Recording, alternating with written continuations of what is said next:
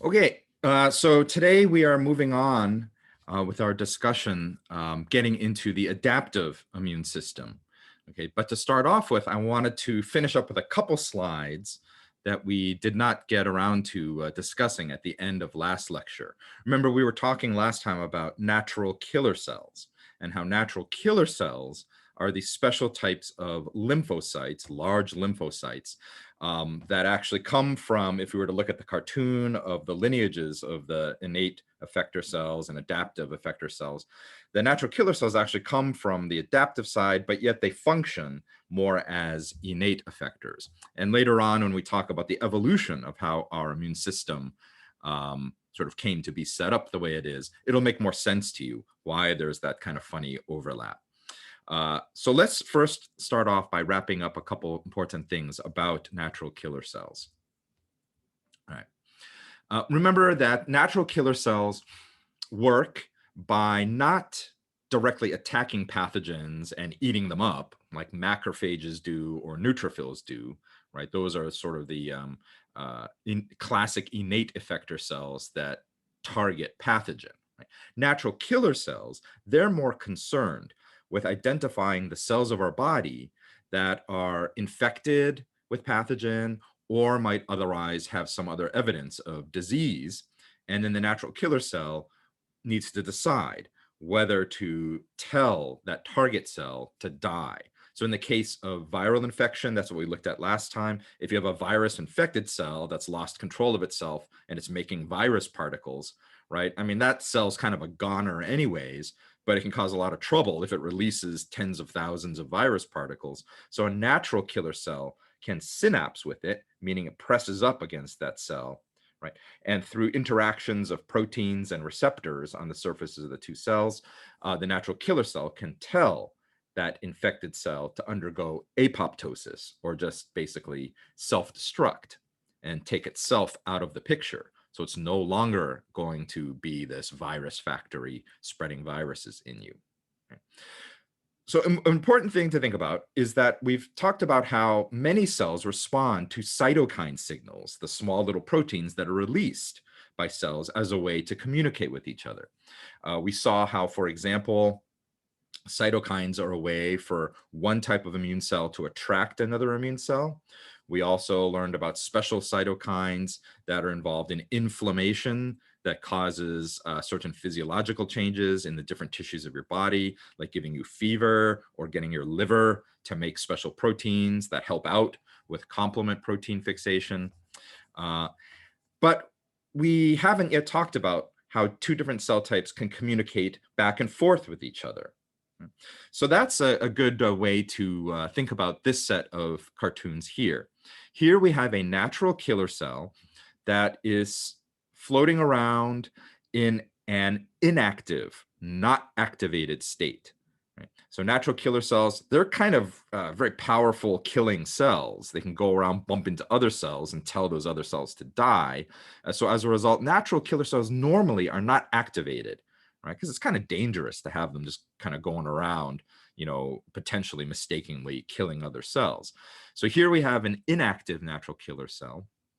Here we have a macrophage inside of infected tissue, and the macrophage is busy eating up or phagocytosing virus particles, right? So that's what these little things are here. And you can see the macrophage is doing a pretty decent job. It's eating like one or two viruses, and as a result, the macrophage begins to send out cytokine signals.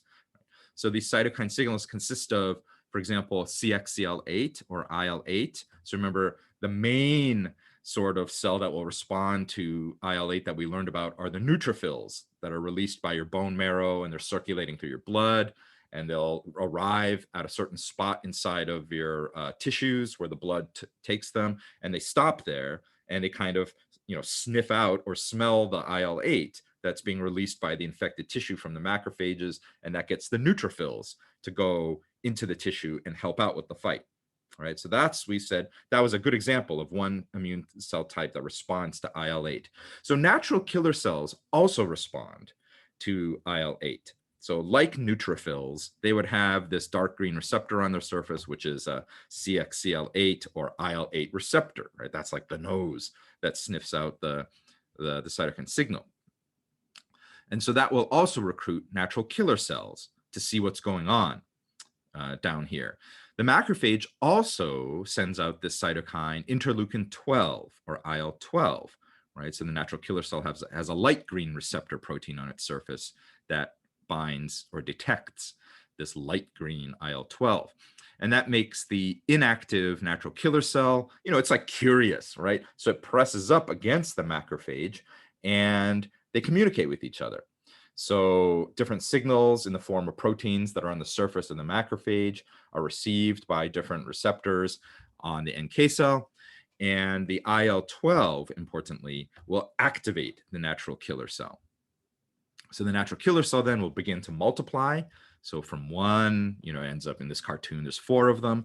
And importantly, the natural killer cell begins to prepare all of these little vesicles inside of it that are filled with those terrible sort of molecular message signals that can be used then to make another cell die, right, to kill itself. So then many of these activated natural killer cells then, they will now float away and start looking for infected cells that show evidence of this virus being infected inside the cell. But the NK cells do something else. And this is what I mean when the cells talk to each other back and forth. The natural killer cell starts expressing interferon, right? In particular, the type 2 interferon or interferon gamma, right? So only natural killer cells express interferon gamma.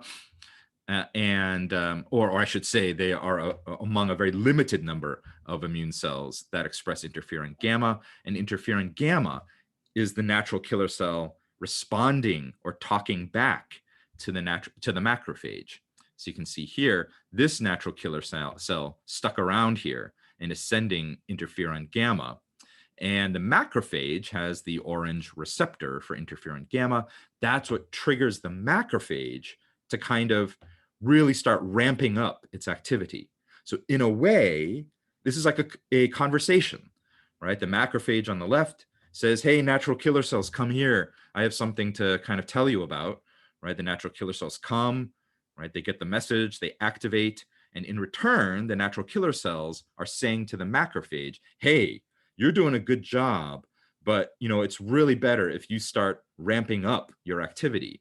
So as a result, the macrophage, you see, increases the rate of phagocytosing the bacteria. So now it's eating like 6 of them at the same time or something, whatever this cartoon is showing. And it also increases its production of cytokines. So it's a conversation back and forth mediated by these cytokine messages.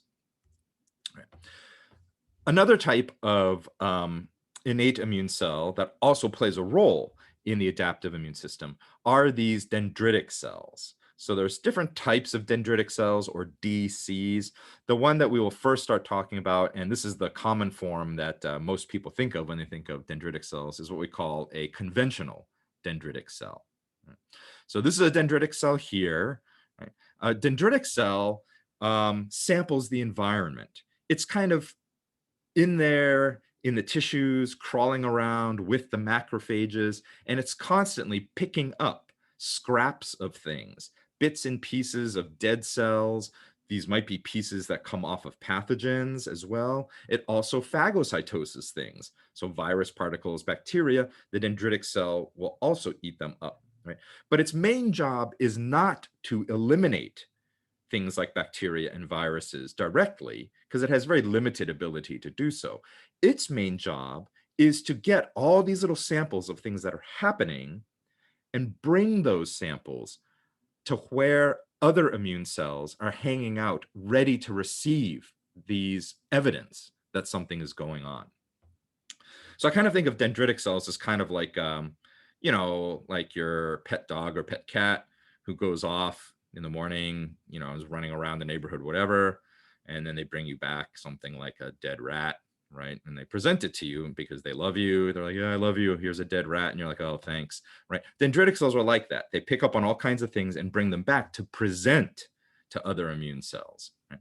And so here, this cartoon over here shows that In the tissues, they are there with the macrophages already, and you can see the dendritic cells are collecting all these little red dots, and these red dots represent scraps, bits and pieces of bacteria.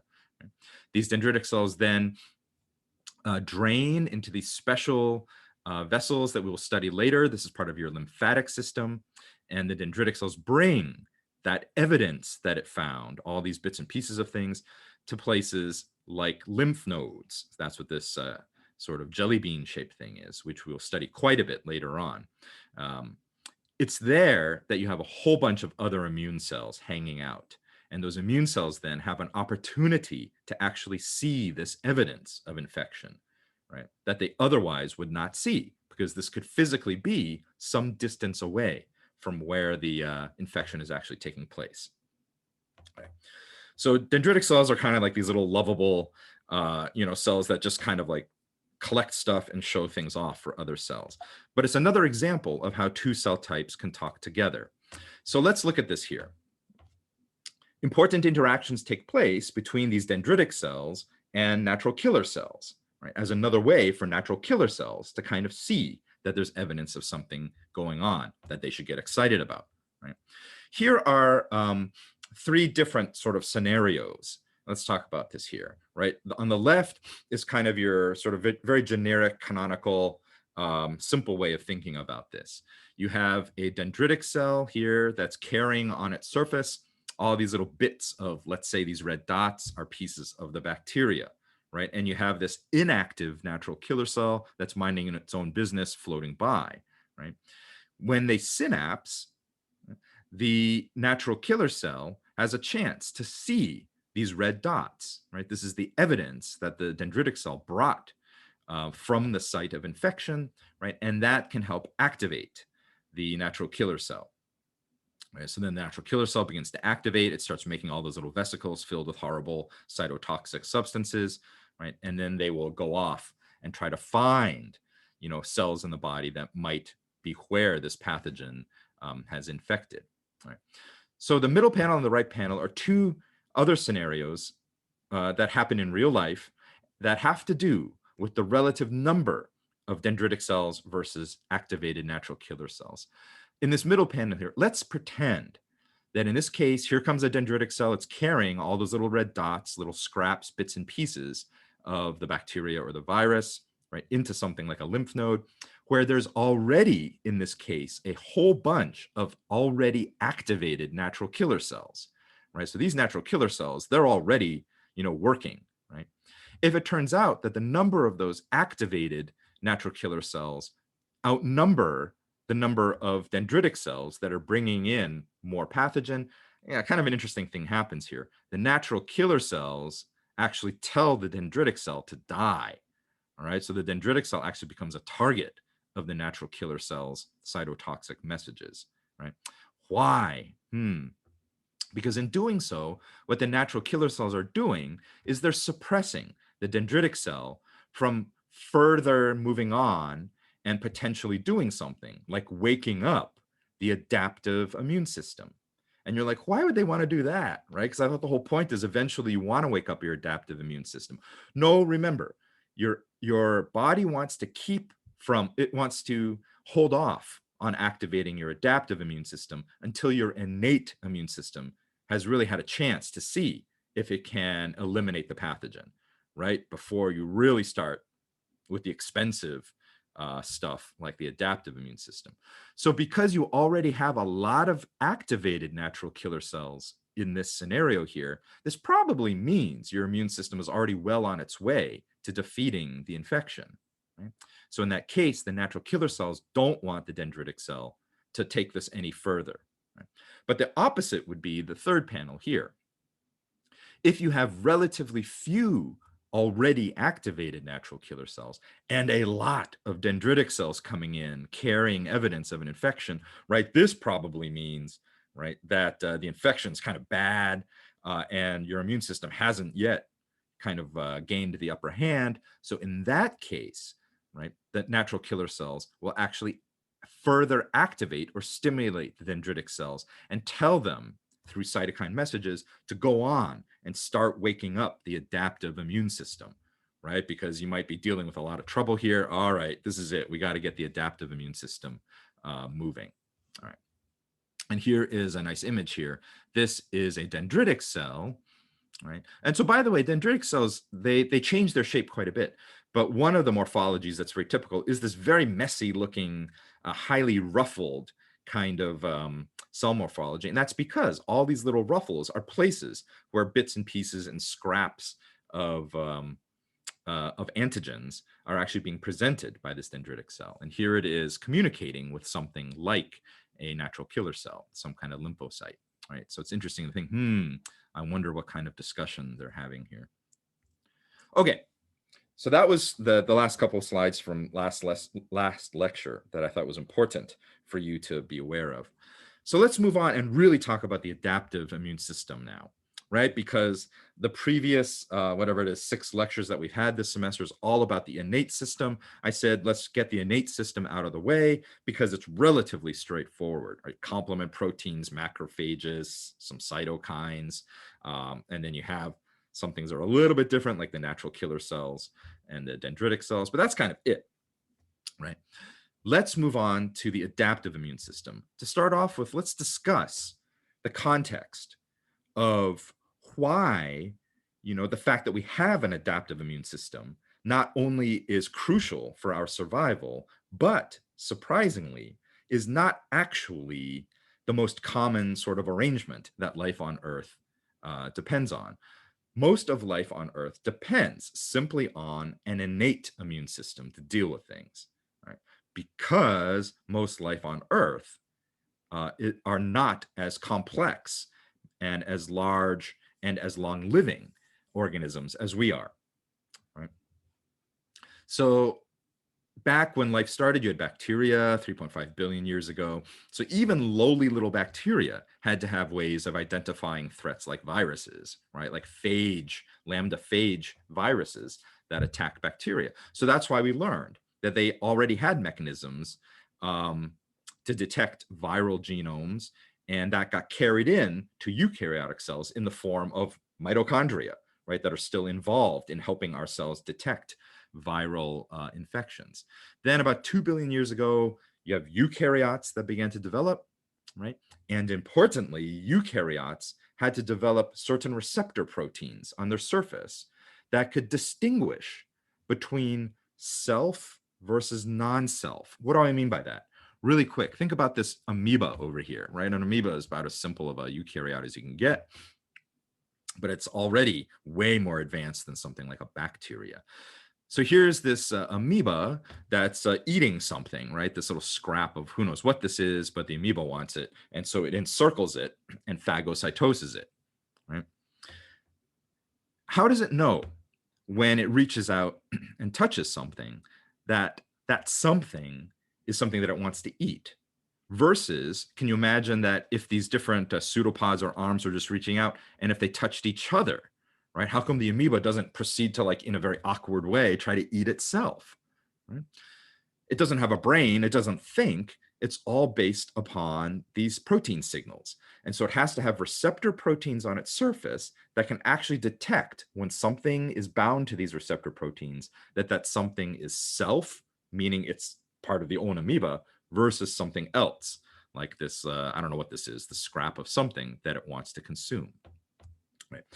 Self versus non-self recognition is a very important part of our adaptive immune system, right? And we will get into that quite a bit, especially when we get into the later parts of the semester, when we talk about different diseases that are caused by a failure of non-self recognition. So multicellular life, about 600 million years ago, you started getting diverse invertebrates, right? So insects like this fly here. And this is when, because you now have not just one cell, right, but if you have potentially hundreds of thousands, if not more cells, suddenly you realize you have to now have a system, right, of cells patrolling other cells and cells being able to call for backup, right? And so that's when the induced innate immune system began to evolve, right? And to this day, our induced innate immune system is the call for backup, right? Macrophages that send out cytokines to recruit things like neutrophils. But up until this point, organisms were still very short-lived, right? So even something like this fly might live as an adult fly for maybe a few days or a few weeks, right? So there wasn't a huge need for different species to develop an adaptive immune system that could anticipate something new. However, once we move on to the evolution of vertebrates, so the earliest bony fishes, right, all the way through mammals like us, we began to live longer. And as we live longer, that means we have an increased likelihood of encountering pathogens that our innate immune system did not come pre-programmed to deal with. So things like viruses or bacteria that are constantly evolving, with us, right? And end up causing infections that evolutionarily we're not sort of prepared to handle with our innate system. Therefore, we had to come up with a way to be able to adapt in order to recognize that something is in fact a threat, eliminate that threat, and importantly, remember that threat. Because if it didn't kill us the first time it infected us, right, we don't want it to be every time we're reinfected with it, we're gambling with potentially dying. Okay. So let's look at the conservation through evolution of certain aspects of our innate system, first of all, right? Because I think when I explained to you on the previous slide how the innate system is actually used by most life forms on Earth, and that the adaptive system came later, I don't want you to lose sight of the fact that the way our innate system works, all the stuff that we've learned about so far with complement proteins, macrophages, things like that, that's by and large how the innate immune system works in something like a fly, right? Here's an example. We studied in our cells, we have these special receptors on the surfaces of things like our immune cells, like macrophages, that can detect lipopolysaccharides that are shed by bacteria, right? These sort of hairy dogs, these bacteria, right, that are shedding their lipopolysaccharides, and our macrophages can pick up on that because they have toll-like receptors, or TLRs. And we said that the TLRs, they signal through the cytoplasm of the cell by kicking off a chain of different proteins talking with each other, represented in this cartoon here. Right. I don't want you to think that this somehow suggests that all these proteins somehow come together and form this, like, I don't know, solid thing here. No, this is representing that one protein ends up communicating with another, even though they're floating around inside of the cell. Right? But for simplicity's sake, it's just drawn as this one continuous kind of interaction. Ultimately, we learned that the stimulation of the toll-like receptor on the surface of the macrophage results in this very important transcription factor, NF-kappa B, that will then turn on cytokine genes in the macrophage. And that's how the macrophage starts releasing cytokine messages, right, to alert the rest of our immune system that something is happening. So remember, I said that it's called toll-like because the original toll receptor was identified in Drosophila. So if this is how this complicated series of protein interactions work in our bodies, in the TLR, you might think, oh, yeah, I bet it's a lot simpler in the very primitive fly, right? That sort of evolved hundreds of million years before we came along, right? So what does the original toll receptor pathway look like in a fly? It looks like this, right? It's the same thing, except it has different names because, Drosophila geneticists, they're kind of funny people. They have a much better sense of humor than most eukaryotic biologists do. Because when they identify different proteins that are important in, let's say, fly development or whatever, they give them funny names like cactus, and things like that, because it results, defects in that gene might result in different types of phenotypes. Also there's the hedgehog gene in Drosophila, and then the variation known as the sonic hedgehog gene, right? I'm not kidding you. right? They have a good sense of humor.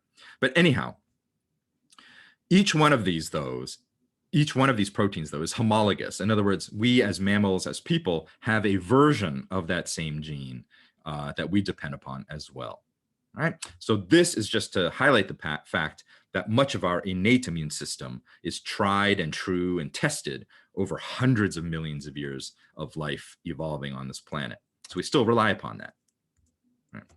So that then is really this upper part here, right? So all the lectures we've had so far has been talking about this upper part.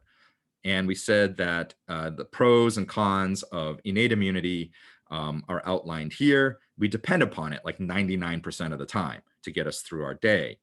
Adaptive immunity is what we're going to talk about now, right? This is when the innate side of our system fails to successfully defeat the infection and defeat the pathogen, right? We have to now bring in the big guns, right? The heavy hitters, the expensive, specially trained SWAT team.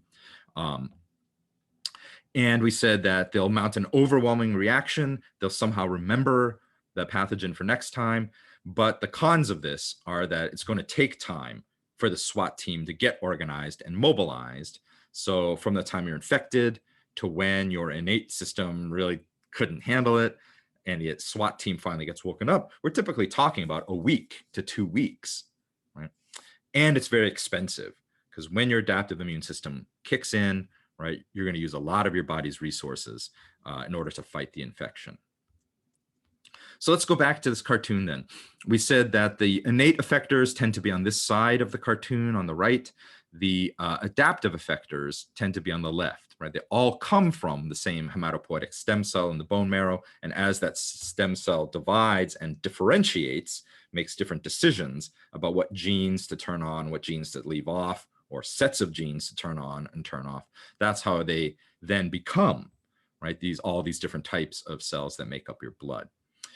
So here you can appreciate, as I said before, the natural killer cells actually represent sort of the first cells that evolved towards this adaptive side. So this common lymphoid precursor at first, right, would just become this natural killer cell precursor and then become a natural killer cell.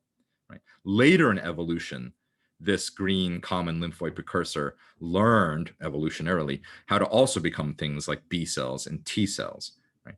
So if you ignore the B cells and T cells, then you can actually see you don't have to draw this arrow sticking all the way to the left like this. It could be sort of more coming down this way to make it easier to appreciate that the natural killer cell still functions as an innate effector cell, right? Even though it represented sort of this next important step towards things like B cells and T cells. So let's talk about these. What are B cells and T cells?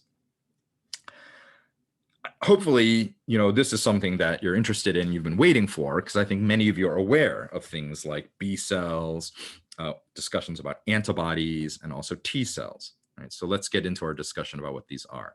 Let's start with the B cells. So B cells contain information for adaptive specificity. What do I mean by adaptive specificity? B cells are the things that are allowing our immune system to learn that something new that our innate effectors are not recognizing as being a threat are in fact threats. Right? So the way they do this is B cells make a special kind of receptor on their surface known as a B cell receptor. That's what these little Y-shaped things are. And they are attached to the surface of the B cell. Right? And these structures are what we call immunoglobulins, right? Or Igs.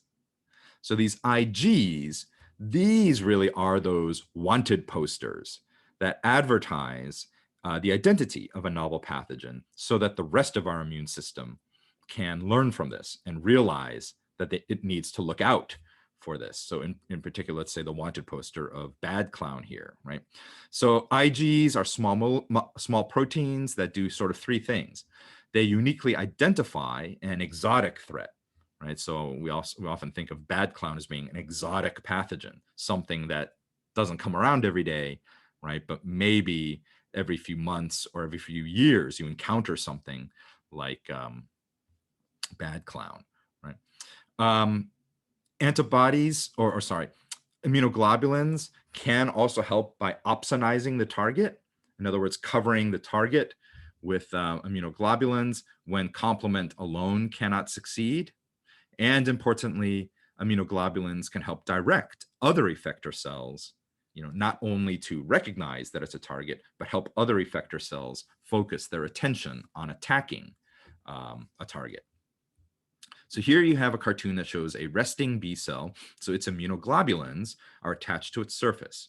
Right? And so we call these immunoglobulins B cell receptors because they're still stuck to the surface there. Here, this B cell has encountered a bacteria, right? And on the surface of the bacteria are different three-dimensional molecules. They could be, any kind of molecule, proteins, carbohydrates, lipids that happen to be the right three-dimensional shape to fit in the arms of the immunoglobulins, right? And that's how the immunoglobulin is kind of recognizing, or that becomes the identity of the wanted poster that these immunoglobulins are going to help advertise. Right?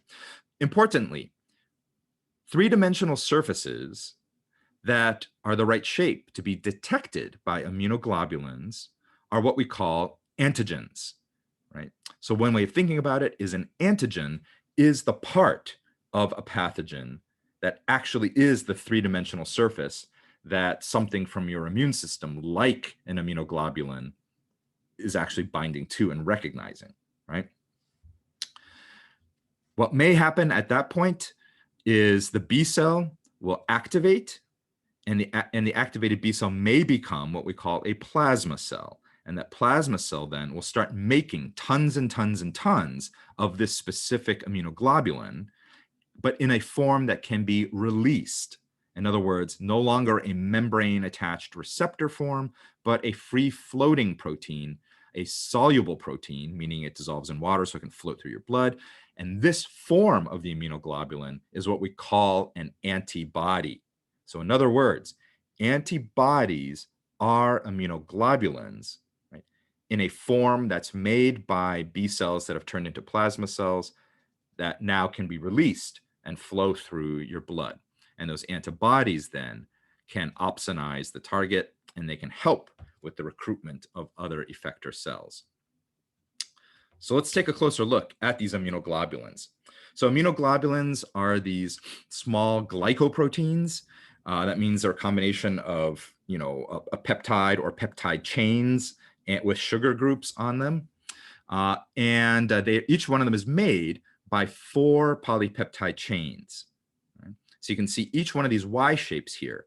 There are these 2 big chains on the inside, starting from here. Here's one that goes all the way down to the bottom. Here's another one. So you have a pair of these big ones, right?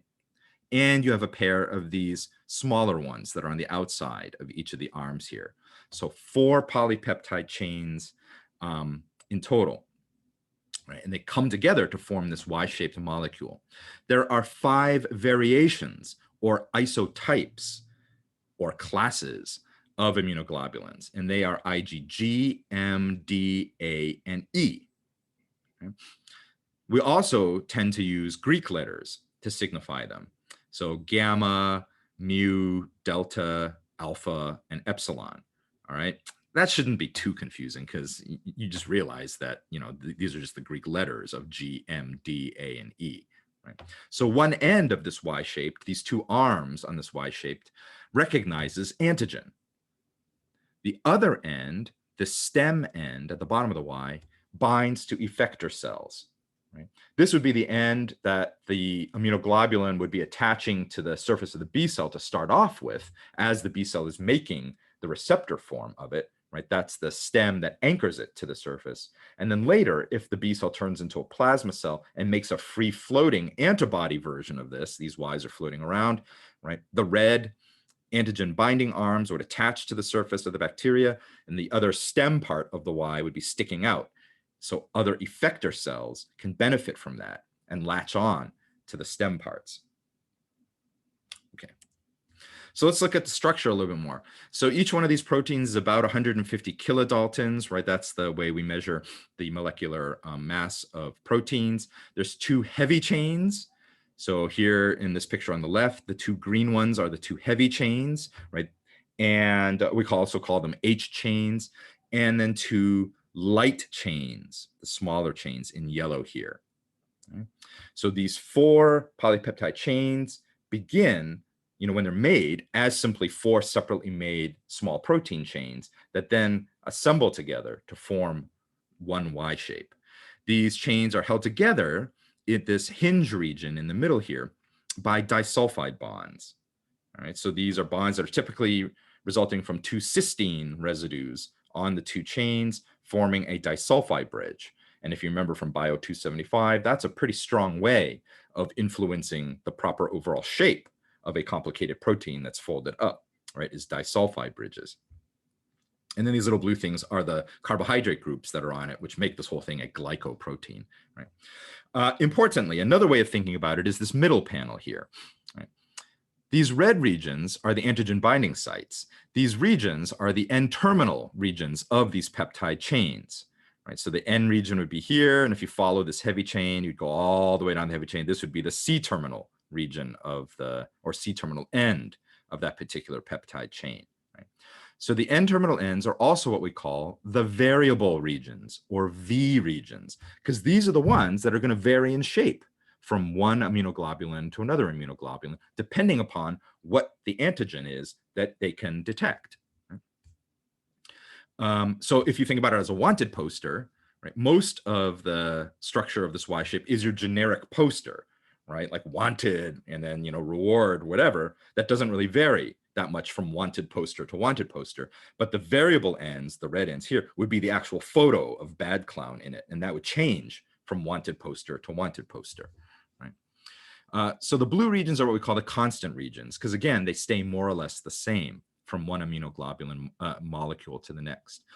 A third way of thinking about it is a very old-fashioned way, but it's important we mention about because the terms are still used today. Early researchers saw that if you were to kind of break up the immunoglobulin, that it would tend to fall into these typical pieces. You'd have the antigen binding fragments, or the FABs, so fragments that bind antigen binding, right? And you have this fragment down here that would crystallize very easily. Right? So they called it the FC region. So that's what we also can think of as the stem region. All right, so different ways of thinking about these different parts, depending upon, where you're reading about it. They may refer to them with these different terms. So here's the 3-dimensional view of the structure. Right? So you can see here, the 2 heavy chains one is the blue, one is the yellow. So in the middle here, they'd be held together by disulfide bonds between the 2 heavy chains. And then on the outside of the arms, you have these 2 red regions, right, which are the light chains. So that's a nice 3-dimensional view, more realistic view of what it looks like. If we were to make it simplified, just so we can follow this a little easier, again, you can see in here, the red are the light chains, and then you have the blue and the yellow are the heavy chains held together in this Y shape, right? So it really is Y-shaped, okay? And each one of these is made of these separate globular blobby domains that are very conserved in terms of their overall shape. So we call these the different immunoglobulin-like domains. Right, so here's another illustration, again, showing the 3-dimensional space filling model of this. And you can see why immunoglobulins or antibodies are often represented as being Y-shaped. So let's take a closer look at what's happening here. All right.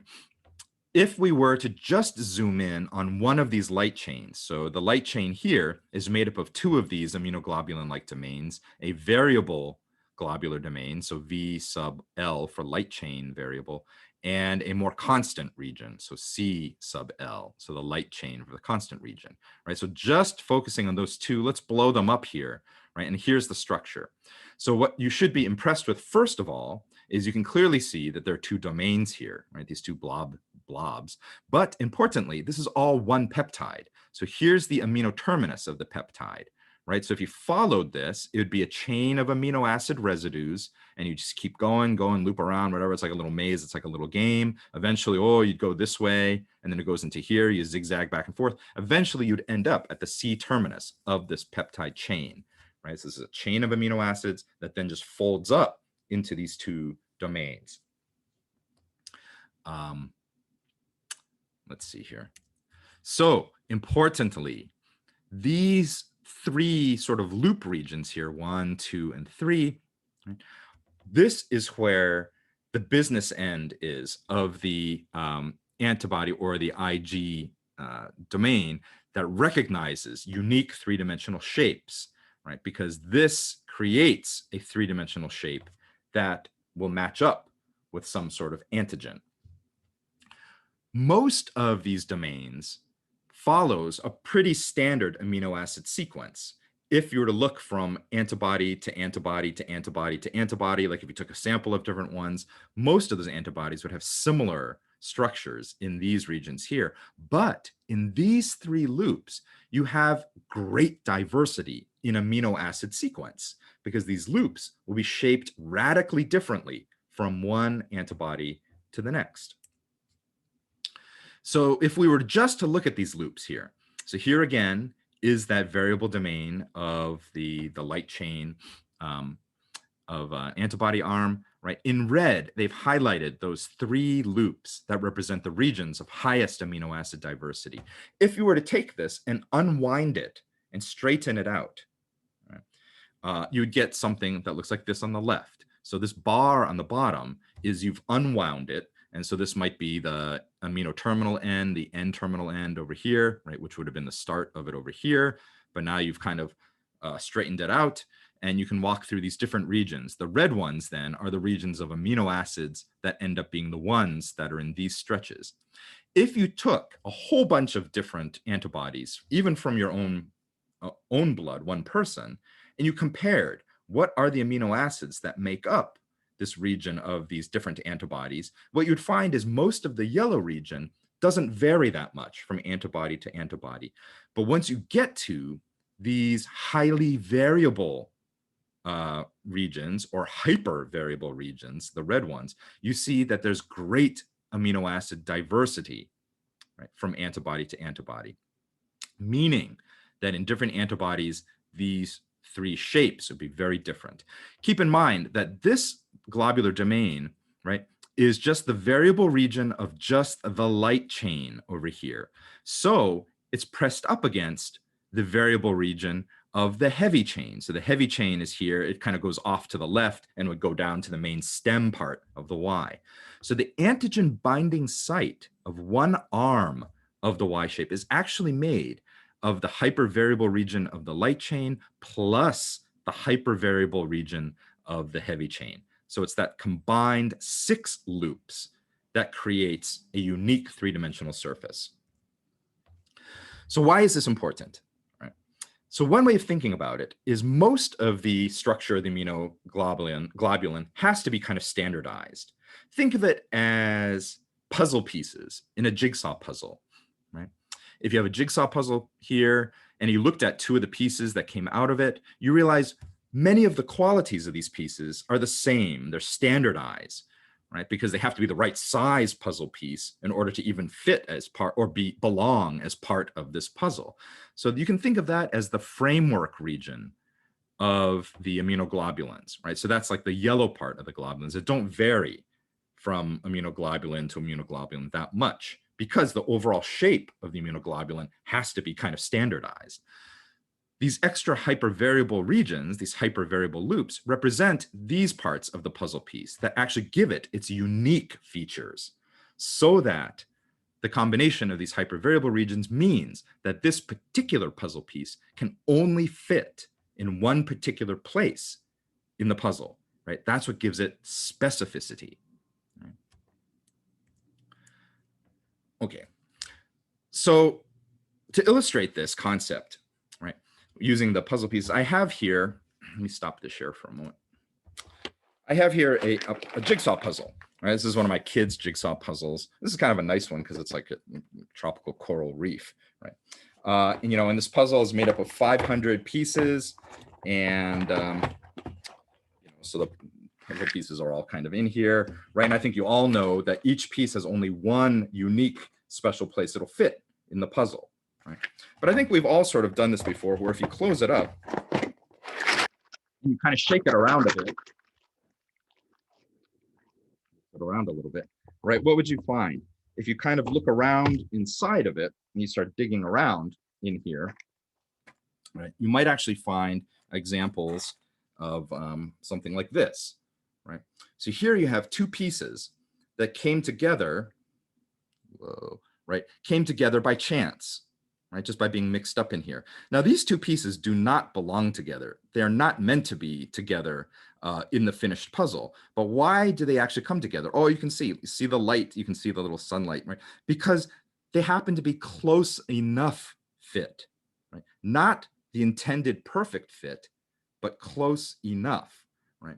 And so therefore, the binding is actually pretty weak. You just touch it and it falls apart. Right? So what am I getting at here? I'm getting at the fact that if you have 500 pieces to work with, right, and you shake them around, there's a very good chance that a couple of them can come together by close enough fit. Right? All right, let me continue the sharing here. Oh my God, I can't tell which sharing I'm supposed to be running here. I don't think that's the right one.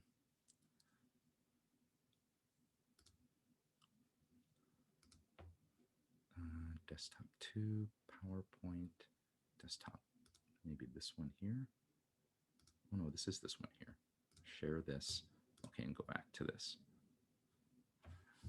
Okay, so let me see here. Hopefully you guys can see this, that I actually didn't mess it up by turning off the share and turning it back on again. Okay, so can you guys just really quickly tell me, did it move on properly? So now it says novel antigen binding based on close enough fit. Yes. It's good. Okay, good. All right, thank you. So the point of this is, our bodies, right, are not psychic. Our immune system is not psychic. It cannot actually know what's going to come along, next week, next month, next year in terms of novel pathogens. So there's no way for our body to predict every antigen that we'll ever encounter. So the solution that evolutionarily we came up with is we produce millions of different variable domains in immunoglobulins at once. So your body is filled with B cells right now that are making hundreds of millions of variations of these immunoglobulins with hundreds of millions of variations of these hypervariable loops.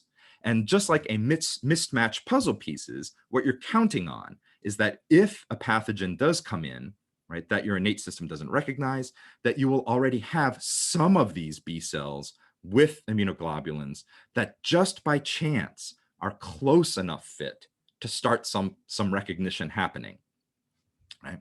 So if you look here, let's imagine down here the puzzle pieces, the blue thing is the antigen, right? And then you have these two different V domains, right? This one variable domain, it's a close enough fit. It's not the right perfect intended fit, but it's close enough to fit.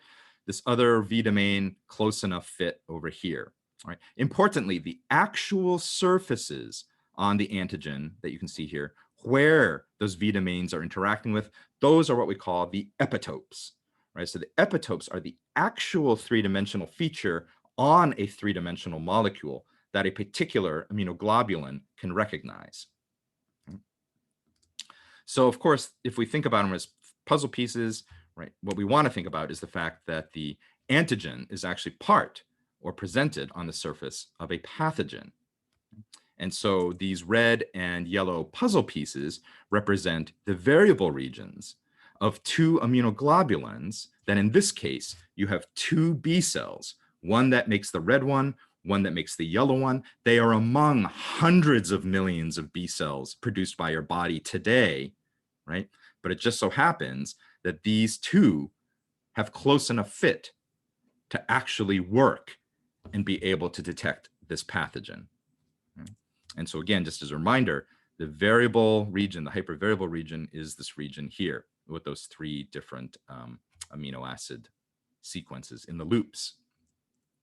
Okay, so one thing to keep in mind is that means your antibodies that you produce in response to an infection or a vaccine depends upon what B cells and immunoglobulins those B cells made in your body that day by chance. So the antibodies that you produce against the flu or the flu shot, right, are uniquely yours.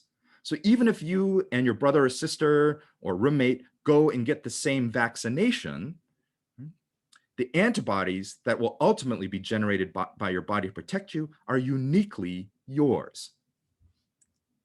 All right. So this is the last slide. And all it is just to summarize, right? So B cells, when they first start off, they make B cell receptor. The first form that they make is the IgM form.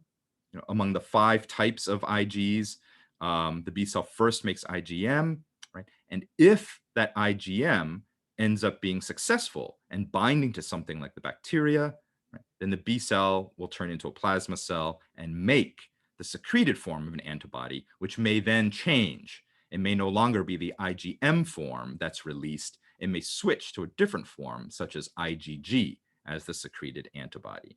Right? And IgG is usually the type of antibody that medical professionals talk about. When you talk about seeing if you have an antibody response or levels of antibody detected in your blood, that's because 70% of the Igs that are floating around in your blood as antibodies are the IgG form. Okay. All right, so that's the end of today. Next time, we'll learn how the B cells actually create such an amazing diversity of Igs, starting from the same genome, right? Because all of them are your cells, so they all have your genome in it. So how can you be making hundreds of millions of different variations of proteins every day in these B cells? We'll talk about that next time. Okay, we'll stop there.